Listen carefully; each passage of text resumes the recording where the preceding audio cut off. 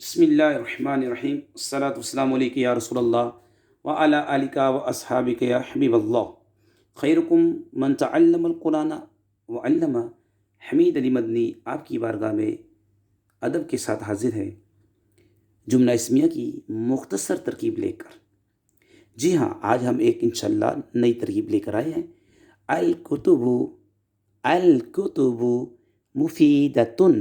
جی جناب، الکتب مفیدتن یہ مبتدا اور خبر کی ترکیب ہے۔ آئیے پہلے قاعدہ سنتے ہیں۔ مبتدا اگر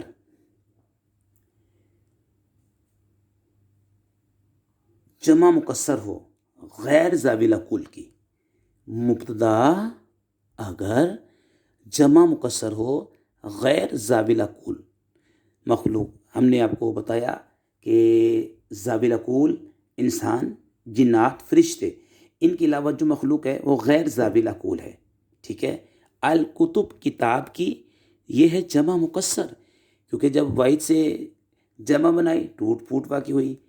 الکتب الکتب یہ ہے جمع مکسر، غیر ذوی العقول کی ہے، تو اب اس کی جو خبر ہوئے گی واحد مونس آئے گی۔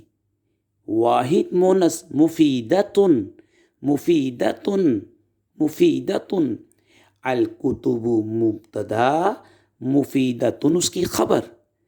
الکتب جو کہ جمع مکسر ہے غیر ذوی العقول کی، اس کی خبر آ رہی ہے واحد مؤنث۔ جی، یہ ہے الکتب مبتدا۔ جی جناب، مبتدا، ٹھیک، یہ ہے مفیدتن خبر۔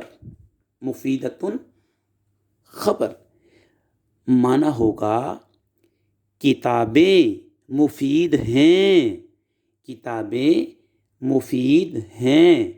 ٹھیک ہے جناب، تو یہ جملہ اسمیہ خبریہ الکتب مبتدا غیر ذوی العقول کی جمع مکسر، تو اس کی خبر واحد مؤنث آئے گی، اس کی خبر واحد مؤنث آتی ہے۔ ٹھیک ہے جی، کتابیں مفید ہیں جملہ اسمیہ خبریہ، کیونکہ ہم نے قاعدہ بیان کیا تھا کہ مبتدا معرفہ ہوتا ہے یا نکرہ مخصوصہ ہوتا ہے۔ ٹھیک ہے، تو یہاں پہ مبتدا معرفہ ہے، الف لام آ رہا ہے، معرب باللام ہے، معرفہ کی اقسام میں سے ہے، متعین ہے۔ ٹھیک ہے، معین چیز ہے کتب، الف لام ہونے کی وجہ سے الف لام تعریف کا اس کے پر آ گیا، یہ مبتدا بننے کی صلاحیت رکھتا ہے۔